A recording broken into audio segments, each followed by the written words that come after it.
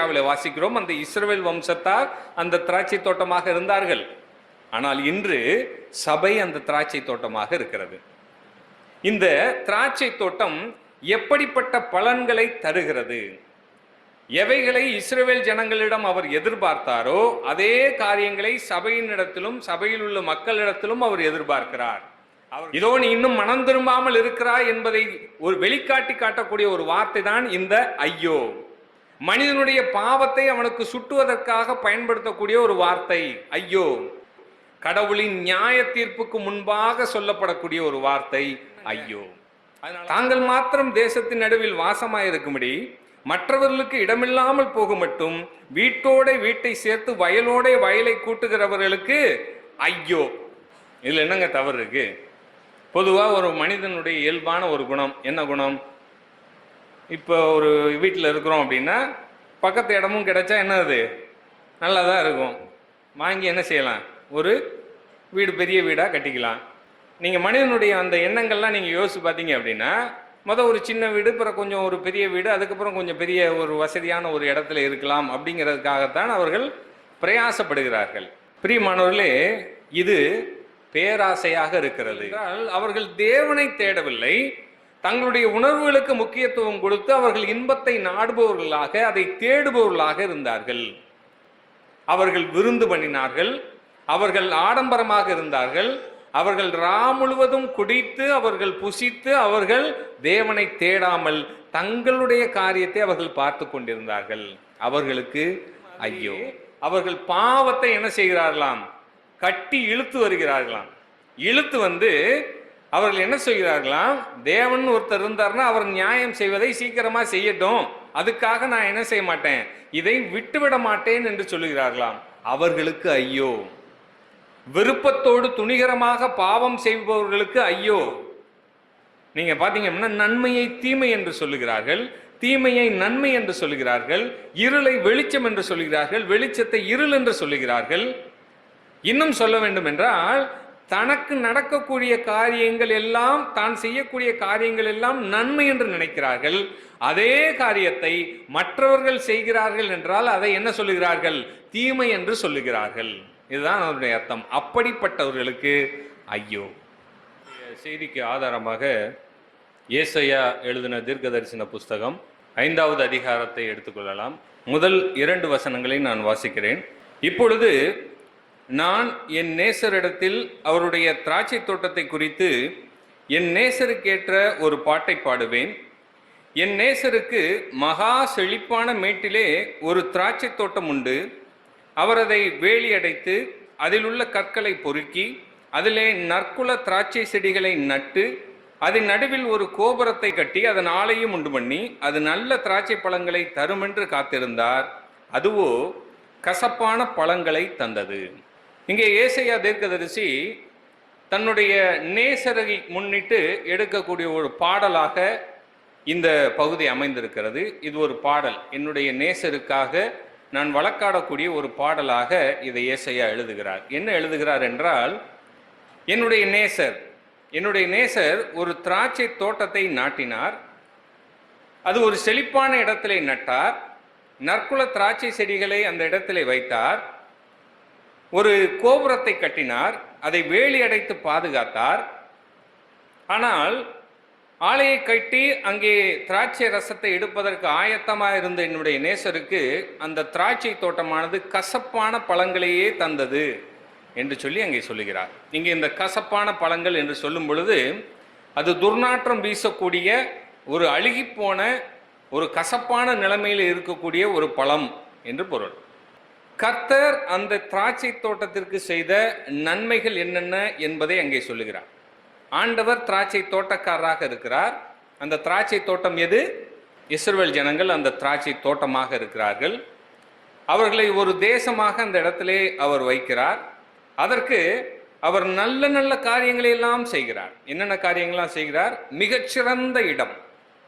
மிகச்சிறந்த இடத்திலே அந்த திராட்சை செடிகளை அவர் நட்டு வைக்கிறார். அதை செப்பனிட்டார். கற்களை எல்லாம் எடுத்து பேர்த்து அந்த இடத்தை மிகவும் ஒரு நல்ல இடமாக அதை மாற்றி அந்த இடத்துல இதை நட்டு வைக்கிறார்.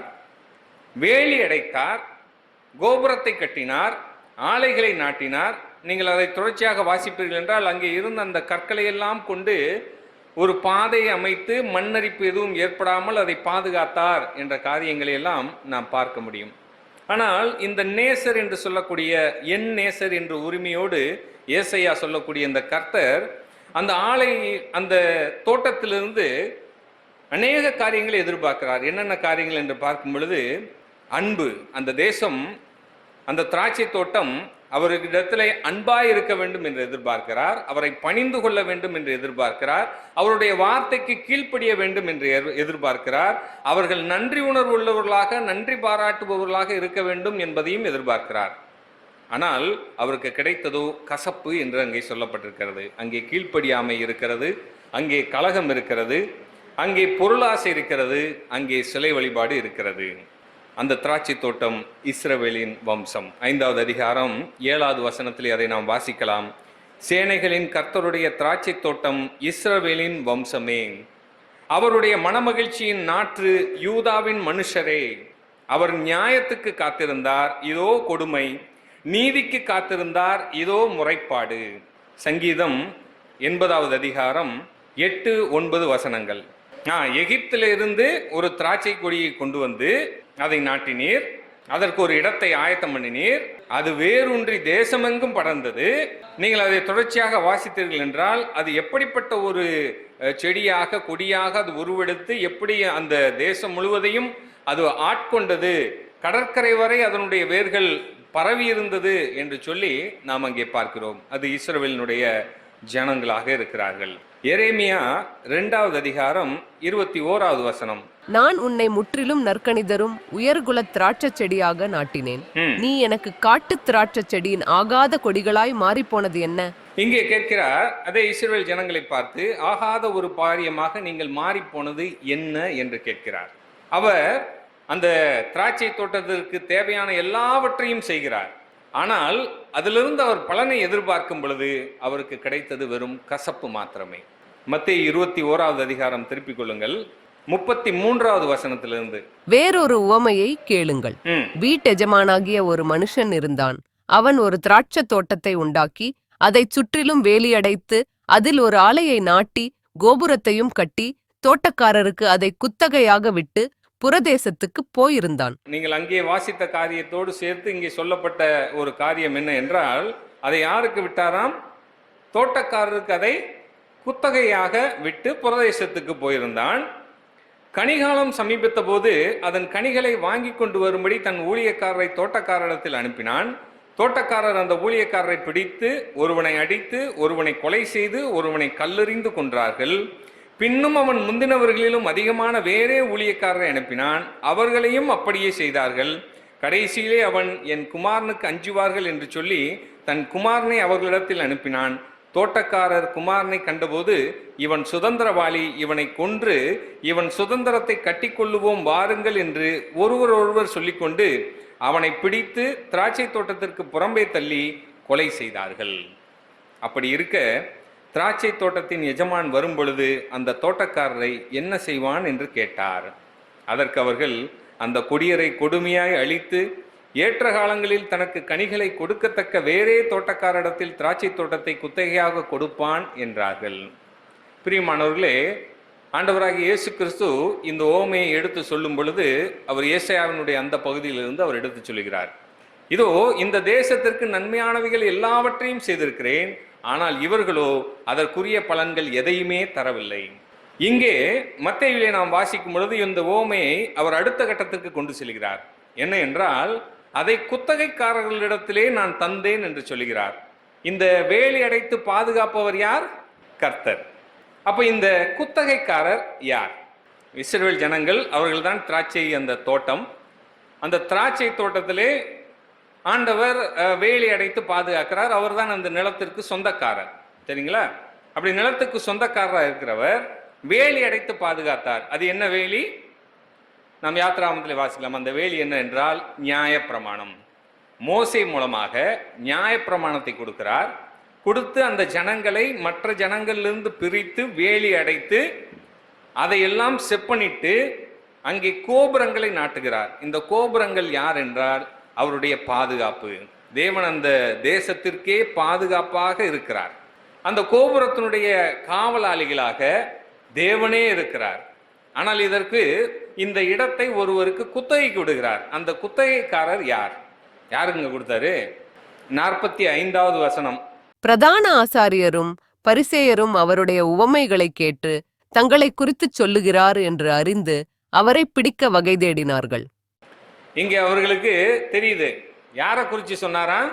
பிரதான ஆசாரியர், பரிசேயர். அப்ப இவர்கள் தான் அந்த குத்தகைதாரர்கள், அதாவது சமயத் தலைவர்கள். சமயத் தலைவர்கள் தான் அந்த குத்தகைதாரர்கள். அந்த குத்தகைக்கு அவர் விட்டு போறாரு. ஆனால் அந்த கனிகாலம் வரும் பொழுது அதை வாங்குவதற்கு தன்னுடைய ஊழியக்காரர்களை அனுப்புகிறார். அப்படி அனுப்பும் பொழுது அவர்கள் என்ன செய்கிறார்களாம்? கல்லறிந்து கொலை செய்கிறார்கள், ஒருவனை துன்புறுத்துகிறார்கள், காயப்படுத்துகிறார்கள். மீண்டும் அநேக நபர்களை அனுப்புகிறார், அவர்களையும் அவர்கள் அப்படியே செய்கிறார்கள். இறுதியாக யாரை அனுப்புகிறார்? தன்னுடைய குமாரனை அனுப்புகிறார். குமாரனை அனுப்பும் பொழுது அவர்கள் சொன்ன வார்த்தை என்ன வார்த்தை? இவன் சுதந்திரவாளி, இவனை நாம் கொலை செய்து இவனுடைய சுதந்திரத்தை எடுத்துக்கொள்வோம் என்று சொன்னார்கள். பிதாவாகிய தேவன் தீர்க்கதரிசிகளை இந்த இஸ்ரவேல் ஜனங்களிடத்திலே அனுப்பி கொண்டே இருக்கிறார். ஆனால் அவர்கள் என்ன செய்யவில்லை? அவற்றையெல்லாம் ஏற்றுக்கொள்ளவில்லை. அவர்களை புறக்கணித்தார்கள், அநேகரை கொலை செய்தார்கள். இறுதியாக தம்முடைய குமாரனாகிய கிறிஸ்துவை இந்த உலகத்திற்கு அவர் அனுப்புகிறார். அப்படி அனுப்பும் பொழுது அவர்கள் சொன்ன ஒரு வார்த்தை, யோவான் 11வது அதிகாரம் 48. நாம் இவனை இப்படி விட்டுவிட்டால் எல்லாரும் இவனை விசுவாசிப்பார்கள். அப்பொழுது ரோமர் வந்து நம்முடைய ஸ்தானத்தையும் ஜனத்தையும் அழித்து போடுவார்களே என்றார்கள். இதே வார்த்தை தான் அந்த இஸ்ரவேல் ஜனங்களுக்கு ஆசாரியர்களாக இருந்தவர்கள், பரிசேயர்களாக இருந்தவர்கள் சொன்ன ஒரு வார்த்தை. என்ன என்றால், இவன் சுதந்திரவாளி, இவனை என்ன செய்யலாம்? நாம் கொன்று போடுவோம். எதற்காக? இந்த தோட்டத்தை என்ன செய்யணும்? நாம் தான் நிர்வகிக்க வேண்டும் என்று அவர்கள் நினைத்து செய்த ஒரு காரியம். என்ன காரியம்? அவரை கொன்று போட்டார்கள். இவரை இப்படியே விட்டுவிட்டால் எல்லாரும் இவனை விசுவாசிப்பார்கள். அப்பொழுது ரோமர் வந்து நம்முடைய ஸ்நானத்தையும் ஜனத்தையும் அழித்து போடுவார்களே என்றார்கள். அப்ப தங்களுடைய சுயநலத்திற்காக அவர்கள் அந்த சுதந்திரவாளியை கொலை செய்தார்கள். இப்ப கொலை செய்ததன் மூலமாக இந்த திராட்சை தோட்டம் என்னவாக மாறி போனதுன்னா, மத்தேயு 21வது அதிகாரம் 43. இங்கே சொல்லப்பட்ட ரொம்ப ஒரு அருமையான காரியங்க. என்ன அப்படின்னா, இஸ்ரவேலிடமிருந்து இவைகள் நீக்கப்பட்டு கனிகளை தருகிற ஜனங்களுக்கு என்ன செய்யுமா? கொடுக்கப்படும். அப்போ இஸ்ரவேல் ஜனங்கள் தேவனுடைய திராட்சை தோட்டமாக அவருடைய பாதுகாப்பான வேலியிலே அங்கே இருக்கிறார்கள். ஆனால் எப்பொழுது குமாரனை அவர்கள் கொலை செய்கிறார்களோ அப்பொழுது அந்த காரியமானது, அந்த வேலியானது நீக்கப்படுகிறது, அதனுடைய பாதுகாப்பு அகற்றப்படுகிறது, அதனுடைய அரண்கள் நிர்மூலமாகின்றன. அவைகள் யாருக்கு வருகிறது என்றால், யாரெல்லாம் கிறிஸ்துவை விசுவாசிக்கிறார்களோ, அவன் யூதனானாலும் கிரேக்கனானாலும் அந்த சபையினுடைய காரியத்திற்கு அவர் இங்கே கொண்டு வருகிறார். பிரியமானவர்களே, இப்பொழுது நாம் அவருடைய திராட்சை தோட்டமாக இருக்கிறோம். இப்போ உங்களுக்கு விளங்குதா எப்படி இஸ்ரவேல் ஜனங்கள்ட்ட இருந்து இப்ப சபை என்ற ஒரு காரியத்திற்குள்ளாக இந்த திராட்சை தோட்டம் என்ற ஒரு காரியம் வருகிறது. நாம் அவருடைய திராட்சை தோட்டமாக இருக்கிறோம். அங்கே ஏசாயாவில் வாசிக்கிறோம், அந்த இஸ்ரவேல் வம்சத்தார் அந்த திராட்சை தோட்டமாக இருந்தார்கள். ஆனால் இன்று சபை அந்த திராட்சை தோட்டமாக இருக்கிறது. இந்த திராட்சை தோட்டம் எப்படிப்பட்ட பலன்களை தருகிறது? எவைகளை இஸ்ரவேல் ஜனங்களிடம் அவர் எதிர்பார்த்தாரோ அதே காரியங்களை சபையினிடத்திலும் சபையில் உள்ள மக்களிடத்திலும் அவர் எதிர்பார்க்கிறார். அவர்கள் கீழ்ப்படிதல் உள்ளவர்களாக இருக்க வேண்டும், வசனத்திற்கு பிரகாரம் அவர்களுடைய வாழ்க்கை இருக்க வேண்டும், தேவனிடத்திலே அன்பு செலுத்துவர்களாக இருக்க வேண்டும், கனிகளை தரக்கூடியவர்களாக இருக்க வேண்டும், மிகுந்த கனிகளை தரக்கூடியவர்களாக இருக்க வேண்டும். அதுதான் நம்ம யோவான் 15வது அதிகாரத்திலே நாம் வாசிக்கிறோம். யோவான் 15வது அதிகாரம் முதல் 2 வசனங்கள். நான் மெய்யான திராட்சைச் செடி, என் பிதா திராட்சத் தோட்டக்காரர். என்னில் கனிகொடாதிருக்கிற கொடி எதுவோ அதை அவர் அறுத்து போடுகிறார். பிரியமானவர்களே, இந்த திராட்சை தோட்டக்காரருடைய வேலை என்ன என்றால், அதை போஷிப்பது மாத்திரமல்ல, அதற்குண்டான காரியத்தெல்லாம் செய்வது மாத்திரமல்ல, அதை சுத்தம் செய்வது. எவைகளெல்லாம் கனிகளை தரவில்லையோ அவைகளெல்லாம் அவர் என்ன செய்கிறார்? அறுத்து போடுகிறார். இந்த இஸ்ரவேல் ஜனங்களுக்கு அவர் எவைகளெல்லாம் அவர் சொல்லிக்கொண்டே வந்தாரோ அதே காரியங்கள் சபையிலும் அவர் எதிர்பார்க்கிறார். அதனாலதான் ஆண்டவராக இயேசு கிறிஸ்து சொன்னார், என்னில் நிலைத்திருங்கள், என்னில் நிலைத்திருக்கிறவன் கனிகளை தூறுவான். என்னை அல்லாமல் உங்களால் ஒரு காரியமும் செய்ய கூடாது. அவர் இல்லாமல் நீங்கள் கனி கொடுக்க முடியாது. அவர்களை நிலைத்திருங்கள் என்று சொன்னார். 6வது வசனம், ஒருவன் என்னில் நிலைத்திராவிட்டால் வெளியே எரியுண்ட கொடியைப் போல அவன் எரியுண்டு உலர்ந்து போவான். அப்படிப்பட்டவைகளை சேர்த்து அக்கினியிலே போடுகிறார்கள், அவைகள் எரிந்து போம். நீங்கள் என்னிலும் என் வார்த்தைகள் உங்களிலும் நிலைத்திருந்தால் நீங்கள் கேட்டுக்கொள்வது எதுவோ அது உங்களுக்கு செய்யப்படும். அப்போ பிரியமானவர்களே, ஆண்டவர் நமக்கு எல்லாவற்றையும் தருகிறார். எதற்காக என்றால் நாம் கனிகளை கொடுக்கும்படியாக. இந்த இஸ்ரவேல் ஜனங்களிடத்திலே ஆண்டவர் அதைத்தான் எதிர்பார்த்தார். திருப்பிக் கொள்ளுங்கள், ஏசாயா 5வது அதிகாரம் 4-5 வசனங்கள். நான் என் திராட்சை தோட்டத்திற்காக செய்யாத எந்த வேலையை அதற்கு இனி செய்யலாம்? நான் இதுவரைக்கும் செய்த எல்லா காரியத்தையும் நீங்க பாக்குறீங்கல்ல, இதை தவிர வேற என்ன ஒரு காரியத்தை நான் செய்யணும்னு சொல்லி எதிர்பார்க்கறீங்க? அது நல்ல திராட்சை பழங்களை தரும் என்று நான் காத்திருக்க அது கசப்பான பழங்களை தந்ததென்ன? ஆனா நான் என்ன எதிர்பார்த்திருந்தேன்? நல்லா தானே எல்லா வேலையும் செஞ்சு வச்சோம். ஆனா இது என்ன செய்யல? நல்ல பழங்களை தரலையே, கசப்பான பழங்களை ஏன் தந்தது அப்படின்னு சொல்லி கேள்வி கேட்கிறாரு. 5வது வசனம், இப்போதும் நான் என் திராட்சை தோட்டத்துக்கு செய்வதை உங்களுக்கு அறிவிப்பேன். அதன் வேலியை எடுத்து போடுவேன், அது மேய்ந்து போடப்படும். அதன் அடைப்பை தகர்ப்பேன், அது மிதியுண்டு போம். பிரியமானவர்களே, இங்கே ஆண்டவர் சொல்லுகிறார், இதோ நான் எல்லா காரியமும் செய்தேன், ஆனால் இதற்கு ஒன்றுக்கும் உதவாமல் போய்விட்டது. எதற்காக என்றால், அவர் அடுத்து நான் என்ன செய்வது என்று யோசிக்கும் பொழுது அதை முற்றிலுமாக அவர் அழிவுக்கு ஒப்பு கொடுக்கிறார் என்பதை நாம் பார்க்கிறோம். ஏசாயா தீர்க்கதரிசனம் உரைக்க வரும் பொழுது ஆண்டவரிடம் ஒரு கேள்வியை கேட்கிறார். என்ன கேள்வி? நான் எதுவரைக்கும் இந்த வசனங்களை எல்லாம் சொல்ல வேண்டும் அப்படின்னு. 6வது அதிகாரம் வாங்களேன், 11வது வசனம். அப்பொழுது நான், ஆண்டவரே, எதுவரைக்கும் என்று கேட்டேன்.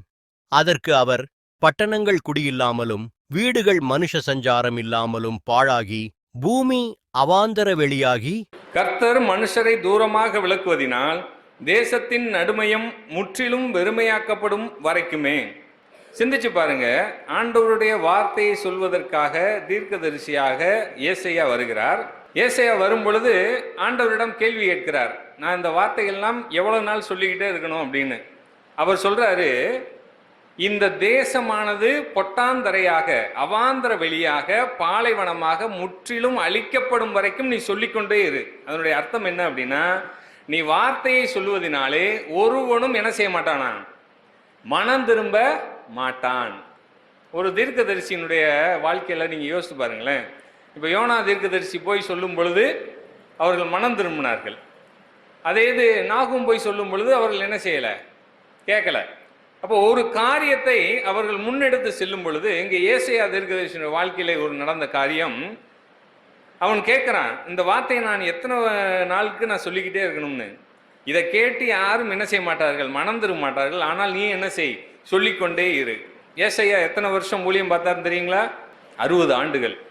சரிங்களா? எத்தனை ராஜாக்கள் அவர் பார்த்தாருன்னு தெரியுமா? Very good brother. 4. எந்த ராஜாவினுடைய காலத்தில் அவர் கொலை செய்யப்பட்டார்னு தெரியுமா? மனாசேனுடைய காலத்திலே அவர் கொலை செய்யப்படுகிறார். சரிங்களா? எப்படி கொலை செய்யப்படுகிறார்? அவரை ஒரு என்னன்னா, மரம் இருக்கு இல்லையா, பெரிய மரம், அந்த பெரிய மரத்தை நடுவில் ஓட்டை போட்டுறது. ஓட்டை போட்டு ஹாலோ அந்த பட்டை மாதிரி இருக்கக்கூடிய அதில் நடுவில் இவரை வச்சு அந்த மரத்தை என்ன செய்தார்கள்னா அறுத்து கொன்றார்கள். வாளால் அறுபட்டு கொன்றார்கள். எபிரேயரில் நம்ம வாசிக்கிறோம் இல்லையா, அது ஏசாயாவுடைய அந்த காரியம். அப்போ ஏசாயா தீர்க்கதரிசி ஆண்டவருடைய வார்த்தையை வல்லமையாக சொன்ன தீர்க்கதரிசி. கிட்டத்தட்ட 4 ராஜாக்களை பார்த்தவர். இஸ்ரவேல் ஜனங்களுக்கும் சேர்த்து அவர் என்ன செய்தார்? தீர்க்க தரிசனம் சொன்னார். அசீரிய சாம்ராஜ்யம் வரும் என்பதை சொன்னார். அதன் பிற்பாடு பாபிலோன் சாம்ராஜ்யமும் வரும் என்பதை அவர் தீர்க்க தரிசனமாக சொன்னார். இதுல இன்னொரு ஒரு சிறப்பான ஒரு விஷயம் என்ன அப்படின்னா, பழைய ஏற்பாடு புதிய ஏற்பாடுன்னு சொல்லி இந்த காரியங்கள் எல்லாவற்றையும் இந்த ஏசாயாவுடைய இந்த தீர்க்க தரிசன புஸ்தகத்திலே நாம் வாசிக்கலாம். மொத்தம் இருக்கக்கூடிய அதிகாரங்கள் 66. அதை நாம் பழைய ஏற்பாடு புதிய ஏற்பாடும் என்று கூட பிரிக்கலாம். ஒரு மினியேச்சர் ஆஃப் பைபிள். என்ன அப்படின்னா, 39 அதிகாரங்கள் பழைய ஏற்பாடு, அடுத்து வரக்கூடிய 27 அதிகாரங்கள் புதிய ஏற்பாடு. சரி, ஏசாயா என்றால் என்ன அர்த்தம்? யெகோவா என் ரட்சிப்பு, தேவன் என்னுடைய ரட்சிப்பாய் இருக்கிறார் அப்படின்னு சொல்லி அர்த்தம். இந்த ரட்சிப்புங்கிற வார்த்தை இந்த ஏசாயா புஸ்தகத்தில் எத்தனை தடவை வந்திருக்குன்னு தெரியுமா? மொத்தம் தமிழ்ல பார்த்தீங்கன்னா 26 தடவை வந்திருக்கு. இந்த 26 நீங்க ரெண்டா பிரிச்சிங்கன்னா இந்த பழைய ஏற்பாட்டு புஸ்தகங்கள்ல 13, புதிய ஏற்பாட்டு புஸ்தகங்கள்ல 13, மொத்தம் 26 தடவை ரட்சிப்புங்கிற வார்த்தை பயன்படுத்தப்பட்டிருக்கு. இந்த ரட்சிப்புங்கிற வார்த்தைக்கு அடுத்தபடியா பயன்படுத்தப்பட்ட அதிகமான வார்த்தை எதுன்னு தெரியுமா? ஐயோ. ஐயோ அப்படிங்கிற வார்த்தை 23 தடவை இந்த புஸ்தகத்தில் சொல்லப்பட்டிருக்கு. ஐயோ அப்படின்னா என்ன அர்த்தம் சொல்லுங்களேன். எந்தெந்த நேரத்தில் இந்த ஐயோங்கிற வார்த்தையை சொல்லுவோம்? ஆபத்து வரும் பொழுது சொல்லுவோம், வேற ஏதேனும் வழி வரும் பொழுது சொல்லுவோம், ஏதாவது ஏமாற்றம் ஆயிட்டோம் அப்படின்னா என்ன சொல்லுவோம் ஐயோ அப்படின்னு. அது நம்ம சொல்லக்கூடிய வார்த்தை. ஆனால் வேதத்திலே ஐயோ என்று சொல்லக்கூடியது எப்படிப்பட்ட ஒரு வார்த்தை என்றால், உங்களுடைய மனதிலிருந்து நீங்கள் கசந்து அழுது வரக்கூடிய ஒரு தண்டனையை நீங்கள், அது எதிர்பாராத ஒரு தண்டனையை நீங்கள் நினைத்து பார்த்து கதறி கத்தக்கூடிய ஒரு அழுகை, அதுதான் ஐயோ. ஏசாயா 5வது அதிகாரத்திலே ஏன் இந்த பழங்கள் கசப்பானவைகளாக மாறி போயின, ஏன் இந்த நியாய தீர்ப்பை நான் இவர்கள் பேரிலே வைத்தேன் என்பதற்கான காரணங்கள் சொல்லப்பட்டிருக்கின்றன. அதை தான் நாம் இன்றைக்கும் சபை நடுவிலே நான் எடுத்துக்கொண்டு அதை நாம் சீர்தூக்கி பார்க்க போகிறோம். சரிங்களா? 1வது வசனம் 5வது அதிகாரம் 8வது வசனம். தாங்கள் மாத்திரம் தேசத்தின் நடுவில் வாசமாயிருக்கும்படி மற்றவர்களுக்கு இடமில்லாமல் போகும் மட்டும் வீட்டோட வீட்டை சேர்த்து வயலோட வயலை கூட்டுகிறவர்களுக்கு ஐயோ. இங்கே ஏசாயா தீர்க்கதரிசி சொல்லுகிறார் என்ன அப்படின்னா, ஏன் இந்த முரண்பாடு, ஏன் நீதிக்கு காத்திருந்தவர் கொடுமையை பார்க்கிறார், இப்படிப்பட்ட காரியங்கள் நடப்பதற்கு காரணங்கள் என்ன என்பதை வரிசையாக சொல்லிக் கொண்டு வருகிறார். அது மாத்திரமல்ல, அப்படிப்பட்டவர்களுக்கு ஐயோ என்றும் அவர் என்ன சொல்கிறார், ஒரு எச்சரிக்கை துணியை கொடுக்கிறார். இதை எப்படி பார்க்க வேண்டும் என்றால், தேவனுடைய எச்சரிக்கைகள். ஐயோ என்ற உடனடியாக அந்த நியாய தீர்ப்பு வந்து விடாது, ஆனால் அது வருவதற்கு ஆயத்தமாக இருக்கிறது என்பதை துணிக்கக்கூடிய ஒரு எச்சரிக்கை துணி. இதோ நீ இன்னும் மனம் திரும்பாமல் இருக்கிறாய் என்பதை ஒரு வெளிக்காட்டி காட்டக்கூடிய ஒரு வார்த்தை தான் இந்த ஐயோ. மனிதனுடைய பாவத்தை அவனுக்கு சுட்டுவதற்காக பயன்படுத்தக்கூடிய ஒரு வார்த்தை ஐயோ. அவன் மனம் திரும்பாத ஒரு நிலைமையிலே இருக்கிறான் என்பதை சுட்டி காட்டுவதற்காக பயன்படுத்தப்பட்ட வார்த்தை இந்த ஐயோ. கடவுளின் நியாய தீர்ப்புக்கு முன்பாக சொல்லப்படக்கூடிய ஒரு வார்த்தை ஐயோ. அதனாலதான் அந்த 7 முத்திரைகள், 7 கலசங்கள் இதெல்லாம் அங்கே திறக்கும் பொழுது அங்கே என்ன வந்துச்சு, ஐயோங்கிற வார்த்தையை அங்கே தேவதூதர்கள் சொல்லுவதை பார்க்க முடியும். சரி, இங்க என்னங்க, தாங்கள் மாத்திரம் தேசத்தின் நடுவில் வாசமாயிருக்கும்படி மற்றவர்களுக்கு இடமில்லாமல் போக மட்டும் வீட்டோட வீட்டை சேர்த்து வயலோட வயலை கூட்டுகிறவர்களுக்கு ஐயோ. இதுல என்னங்க தவறு இருக்கு? பொதுவாக ஒரு மனிதனுடைய இயல்பான ஒரு குணம் என்ன குணம்? இப்போ ஒரு வீட்டில் இருக்கிறோம் அப்படின்னா பக்கத்து இடமும் கிடைச்சா என்ன, அது நல்லா தான் இருக்கும். வாங்கி என்ன செய்யலாம், ஒரு வீடு, பெரிய வீடாக கட்டிக்கலாம். தன்னுடைய வசதியை என்ன செய்து கொள்ளலாம், பெருக்கி கொள்ளலாம். முதல் ஒரு 10க்கு 10 ரூமு, அதுக்கப்புறம் அதை என்ன செய்வாங்க, நீங்கள் மனிதனுடைய அந்த எண்ணங்கள்லாம் நீங்கள் யோசிச்சு பார்த்தீங்க அப்படின்னா, முதல் ஒரு சின்ன வீடு, பிறகு கொஞ்சம் ஒரு பெரிய வீடு, அதுக்கப்புறம் கொஞ்சம் பெரிய ஒரு வசதியான ஒரு இடத்துல இருக்கலாம் அப்படிங்கிறதுக்காகத்தான் அவர்கள் பிரயாசப்படுகிறார்கள். இதுல ஆண்டவர் சொல்கிறார் அவர்களுக்கு ஐயோன்னு சொல்றார். பிரியமானவர்களே, இது பேராசையாக இருக்கிறது, பொருளாசையாக இருக்கிறது. பேராசை பொருளாசை உள்ளவர்களுக்கு தேவன் சொல்லக்கூடிய வார்த்தை அவர்களுக்கு ஐயோ. மீகா 2வது அதிகாரம் முதல் 2 வசனங்கள். அக்கிரமத்தை யோசித்து தங்கள் படுக்கைகளின் மேல் பொல்லாப்பு செய்ய எத்தனம் பண்ணி தங்கள் கையில் வல்லமை இருக்கிறபடியினால் விடியற்காலமாகிற போது அதை நடப்பித்து வயல்களை இச்சித்து பறித்து கொண்டு வீடுகளை இச்சித்து எடுத்துக்கொண்டு புருஷனையும் அவன் வீட்டையும் மனுஷனையும் அவன் சுதந்திரத்தையும் ஒடுக்குகிறவர்களுக்கு ஐயோ. இங்கே பார்க்கிறோம், நிலக்கலார்கள் பெருகி போகிறார்கள். இந்த யூத ஜனங்கள், இந்த இஸ்ரவேல் ஜனங்களுடைய காரியத்தை நீங்கள் சிந்தித்து பார்த்தீர்கள் என்றால், அவர்கள் நிலத்தை விற்க முடியுமா அப்படின்னு சொல்லி பார்த்தீங்கன்னா, அவர்கள் என்ன செய்யக்கூடாது, நிலத்தை விற்கக்கூடாது. லேவியராகமம் 25வது அதிகாரம் 23வது வசனம்.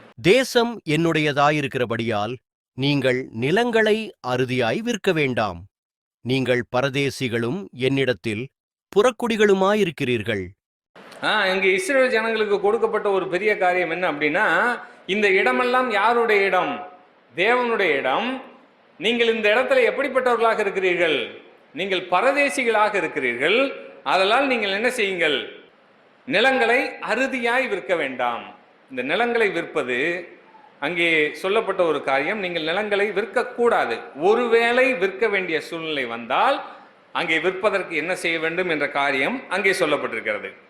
29வது வசனம், ஒருவன் மதில் சூழ்ந்த பட்டணத்தில் உள்ள தன் வாசஸ்தலமாகிய வீட்டை விற்றால் அதை விற்ற ஒரு வருஷத்துக்குள் அதை மீட்டுக்கொள்ளலாம். ஒரு வருஷத்துக்குள்ளாகவே அதை மீட்டுக்கொள்ள வேண்டும். இங்கே 2 விஷயங்களாக பிரிக்கிறார். ஒன்று, மதில் சூழ்ந்த பட்டணத்தில் இருக்கக்கூடிய அந்த நிலத்தை விற்பதற்கு என்னென்ன அந்த கட்டுப்பாடுகள் உண்டு என்பதை அங்கே சொல்லுகிறார். ஒரு வருடத்திற்குள்ளாக அவன் மீட்டுக்கொள்ள வேண்டும். அப்படி மீட்டுக்கொள்ளவில்லை என்றால் அந்த இடம் வாங்கினவனுக்கு சொந்தம். மதிலில்லாத பட்டணங்கள் என்றால் அந்த யூபிலி ஆண்டு வரும் பொழுது அந்த நிலமானது திரும்ப அவனுக்கு என்ன செய்யப்பட வேண்டும்? கொடுக்கப்பட வேண்டும். ஆனால் பிரியமானவர்களே, இந்த இஸ்ரவேல் ஜனங்களுடைய நாட்டிலே என்ன ஆயிற்று என்றால், இந்த நிலத்தை வாங்க விற்க என்று சொல்லி அநேக இடைத்தரகர்கள் தோன்ற ஆரம்பித்தார்கள். அவர்கள் தங்களுடைய இடங்களை விருப்பத்தோடு அவர்கள் விற்றுக்கொண்டே வந்தார்கள். யாருக்கு? அந்த பணம் படைத்தவர்களுக்கு.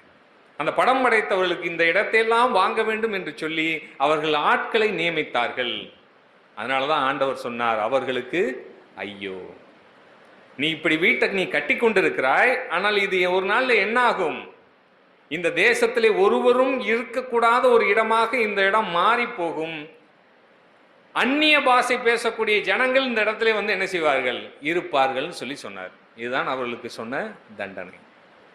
அப்ப பிரியமானவர்களே, நம்முடைய இருதயத்திலே எப்படிப்பட்ட பேராசை உடையவர்களாக இருக்கிறோம், எப்படிப்பட்ட பொருளாசை உடையவர்களாக நாம் இருக்கிறோம், இதை நாம் சிந்தித்து பார்க்க வேண்டும். 2வது காரியம் 11வது வசனம், ஏசாயா 5:11. சாராயத்தை நாடி அதிகாலமே எழுந்து மதுபானம் தங்களை சூடாக்கும்படி தரித்திருந்து இருட்டி போகும் அளவும் குடித்துக்கொண்டே இருக்கிறவர்களுக்கு ஐயோ. பிரியமானவர்களே, இந்த இடத்துல சொல்லப்பட்ட ஒரு வார்த்தையை பார்ப்பீர்கள் என்றால், அவர்கள் தேவனை தேடவில்லை, தங்களுடைய உணர்வுகளுக்கு முக்கியத்துவம் கொடுத்து அவர்கள் இன்பத்தை நாடுபவர்களாக, அதை தேடுபவர்களாக இருந்தார்கள். தேவனை விடுத்து மற்ற காரியங்களிலே அவர்கள் ஆர்வம் உள்ளவர்களாக இருந்தார்கள்.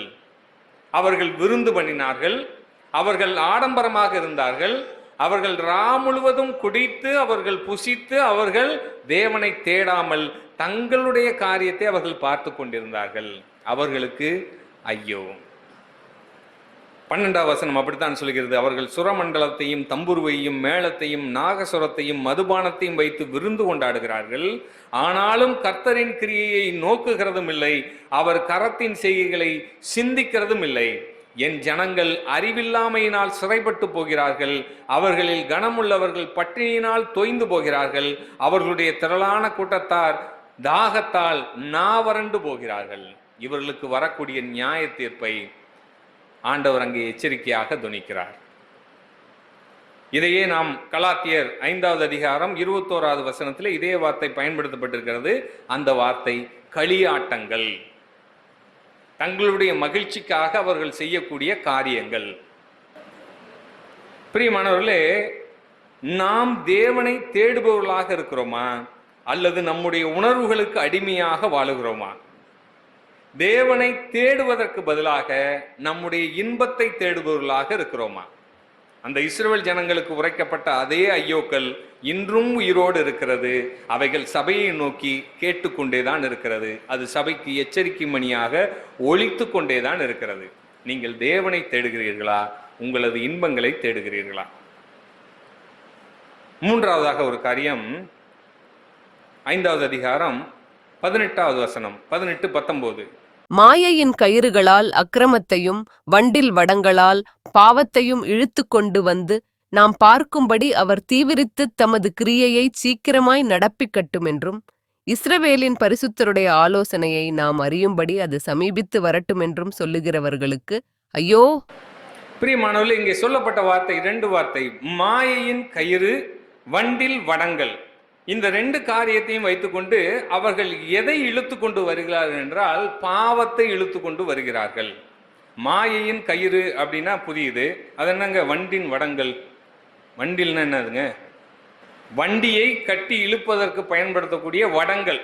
இந்த தேரெல்லாம் இழுக்கிறதுக்கு வடம் வச்சிருக்காங்க இல்லையா? அது மாதிரி அவர்கள் பாவத்தை என்ன செய்கிறார்களாம்? கட்டி இழுத்து வருகிறார்களாம். இழுத்து வந்து அவர்கள் என்ன செய்கிறார்களாம்? தேவன் ஒருத்தர் இருந்தார்னா அவர் நியாயம் செய்வதை சீக்கிரமா செய்யட்டும், அதுக்காக நான் என்ன செய்ய மாட்டேன், இதை விட்டுவிட மாட்டேன் என்று சொல்லுகிறார்களாம். அவர்களுக்கு ஐயோ! விருப்பத்தோடு துணிகரமாக பாவம் செய்பவர்களுக்கு ஐயோ! யோவான் 8வது அதிகாரம் 34 அவர் சொல்லுகிறார், பாவம் செய்கிற எவனும் பாவத்திற்கு அடிமையாக இருக்கிறான். ஆனால் இந்த இஸ்ரவேல் ஜனங்கள் பாவம் அவர்களை கட்டி இழுத்து கொண்டு போகவில்லை. அவர்கள் அந்த வண்டின் வடங்களை வைத்துக்கொண்டு அந்த பாவத்தை அவர்கள் கட்டி இழுத்து வருகிறார்கள். அப்ப துணிகரமான பாவத்தை செய்யக்கூடியவர்களாக அவர்கள் இருக்கிறார்கள். 5வது அதிகாரம் 20வது வசனம், தீமையை நன்மை என்றும் நன்மையை தீமை என்றும் சொல்லி இருளை வெளிச்சமும் வெளிச்சத்தை இருளுமாக பாவித்து கசப்பை தித்திப்பும் தித்திப்பை கசப்பும் என்று சாதிக்கிறவர்களுக்கு ஐயோ! பிரியமானவர்களே, சத்தியத்தை திரித்து கூறுபவர்களுக்கு ஐயோ! நீங்க பாத்தீங்கன்னா நன்மையை தீமை என்று சொல்லுகிறார்கள், தீமையை நன்மை என்று சொல்லுகிறார்கள், இருளை வெளிச்சம் என்று சொல்லுகிறார்கள், வெளிச்சத்தை இருள் என்று சொல்லுகிறார்கள். இன்னும் சொல்ல வேண்டும் என்றால் தனக்கு நடக்கக்கூடிய காரியங்கள் எல்லாம், தான் செய்யக்கூடிய காரியங்கள் எல்லாம் நன்மை என்று நினைக்கிறார்கள். அதே காரியத்தை மற்றவர்கள் செய்கிறார்கள் என்றால் அதை என்ன சொல்லுகிறார்கள்? தீமை என்று சொல்லுகிறார்கள். இதுதான் அவருடைய அர்த்தம். அப்படிப்பட்டவர்களுக்கு ஐயோ!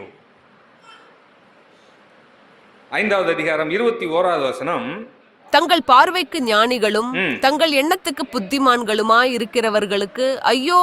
தங்கள் பார்வைக்கு ஞானிகள். இதுதான் சுய நீதி. சுயநீதியின் பிரகாரம் நான் செய்வது சரி, நான் செய்வது நல்லது, இப்படித்தான் செய்ய வேண்டும் என்று யாரெல்லாம் தன்னை ஞானி என்று நினைக்கிறார்களோ அவர்களுக்கு எல்லாம் ஐயோ! ரோமர் 12வது அதிகாரம் 16வது வசனம், மேட்டிமையானவைகளை சிந்தியாமல் இருங்கள், உங்களையே புத்திமான்கள் என்று எண்ணாதிருங்கள்.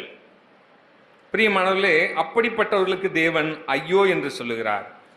6வதாக ஒரு காரியம், 5வது அதிகாரம் 23வது வசனம், பரிதானத்திற்காக குற்றவாளியை நீதிமானாக தீர்த்து நீதிமானின் நியாயத்தை அவனுக்கு விரோதமாய் புரட்டுகிறவர்களுக்கு ஐயோ! நீங்கள் இதே ஏசாயா 10வது அதிகாரம் முதல் 2 வசனங்களை வாசிப்பீர்கள் என்றால், ஏழைகளை வழக்கிலே தோற்க பண்ணவும், என் ஜனத்தில் சிறுமையானவர்களின் நியாயத்தை புரட்டவும், விதவைகளை சூறையாடவும், திக்கற்ற பிள்ளைகளை கொள்ளையிடவும், அநியாயமான தீர்ப்பு செய்கிறவர்களுக்கும் கொடுமையான கட்டளைகளை எழுதுகிறவர்களுக்கும் ஐயோ! இது இந்த நீதியற்ற வர்க்க பேதத்தை குறிக்கிறது.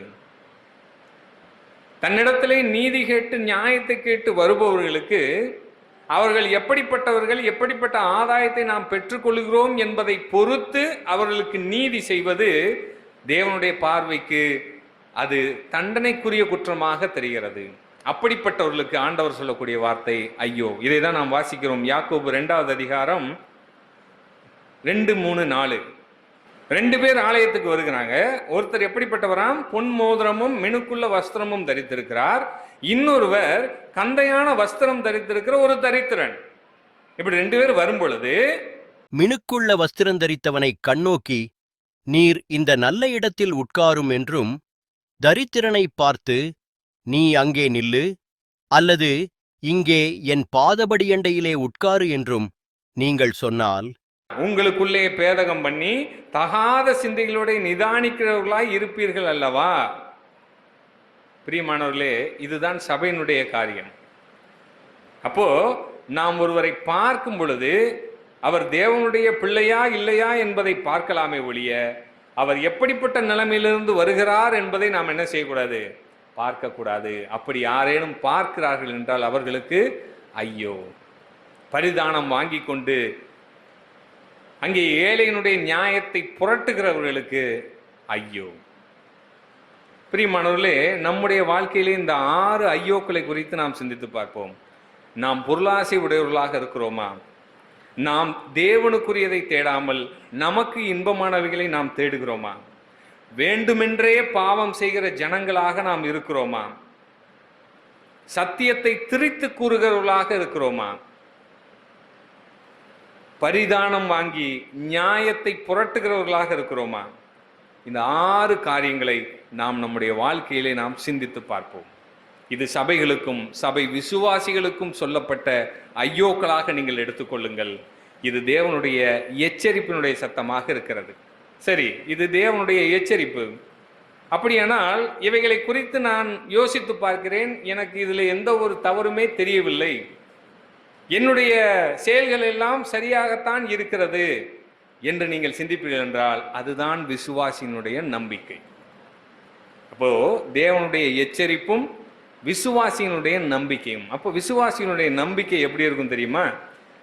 அதே ஏசாயா 28வது அதிகாரம் 16வது வசனம். ஆதலால் கர்த்தராகிய ஆண்டவர் உரைக்கிறதாவது, இதோ அஸ்திபாரமாக ஒரு கல்லை நான் சியோனிலே வைக்கிறேன், அது பரீட்சிக்கப்பட்டதும் விலையேறப் பெற்றதும் திட அஸ்திபாரமுள்ளதுமான மூலைக்கல்லாயிருக்கும், விசுவாசிக்கிறவன் பதறான். இதுதாங்க அருமையான ஒரு வார்த்தை. என்ன வார்த்தை? விசுவாசிக்கிறவன் பதறான். ஏன் பதறானா? அவனுக்கு ஒரு உறுதியான ஒரு அஸ்திவாரம் இருக்கிறது. என்ன அந்த ஒரு உறுதியான அஸ்திவாரம்? விலையேறப்பெற்ற மூலைக்கல். எது அந்த விலையேறப்பெற்ற மூலைக்கல்? ஆண்டவராகிய இயேசு கிறிஸ்து. ஆண்டவராகிய இயேசு கிறிஸ்து என்னுடைய அஸ்திபாரமாக இருக்கிறார். அவர் மூலைக்கல்லாக இருக்கிறார். அவர் பரீட்சிக்கப்பட்டதும் விலையேறப்பெற்றதும் அஸ்திபாரமான மூலைக்கல்லா இருக்கிறார். அவர் மீது நான் நிற்கிறேன். அப்படி சொல்ற எவனும் விசுவாசிக்கிறவன் என்ன செய்ய மாட்டானாம்? பதறான்.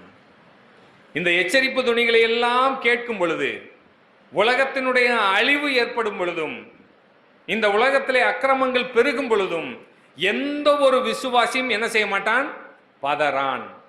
ஏன்னா அவனுடைய அஸ்திவாரம் எப்படிப்பட்ட அஸ்திவாரம்? உறுதியான அஸ்திவாரம். 33வது அதிகாரம் 16வது வசனம். பிரியமானவர்களே, ஆண்டவர் சொன்ன அருமையான ஒரு வாக்கு தத்தத்திலே இது ஒரு வாக்கு தத்தம். என்ன அப்படின்னா 15வது வசனத்திலிருந்து வாசிக்கிறேன்.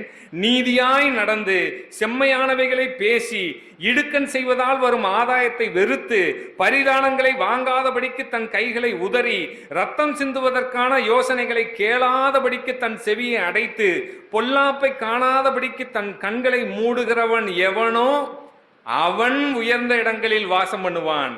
கண்மலைகளின் அரண்கள் அவனுக்கு உயர்ந்த அடைக்கலமாகும். அவன் அப்பம் அவனுக்கு கொடுக்கப்படும், அவன் தண்ணீர் அவனுக்கு நிச்சயமாய் கிடைக்கும். அப்ப நம்முடைய அஸ்திவாரம் உறுதியான அஸ்திவாரமாகி ஆண்டவராக இயேசு கிறிஸ்துவாக இருக்கிறார். அவர் நமக்கு உறுதியான கண்மலையாக உறுதியான அரணாக இருக்கிறார். ஏசாயா 55வது அதிகாரம் 3-4 வசனங்கள். இங்கே ஆண்டவர் சொல்லுகிறார், உங்கள் செவியை சாய்த்து என்னிடத்தில் வாருங்கள், கேளுங்கள், அப்பொழுது உங்கள் ஆத்மா பிழைக்கும். தாவீதுக்கு அருளின நிச்சயமான கிருபைகளை உங்களுக்கு நித்திய உடன்படிக்கையாக ஏற்படுத்துவேன். நம்முடைய ஆண்டவர் நமக்கு கிருபை அளிப்பவராக இருக்கிறார், நமக்கு அரணாக இருக்கிறார், நமக்கு அஸ்திவாரமாக இருக்கிறார். எனவே விசுவாசிக்கிறவன் பதறான்.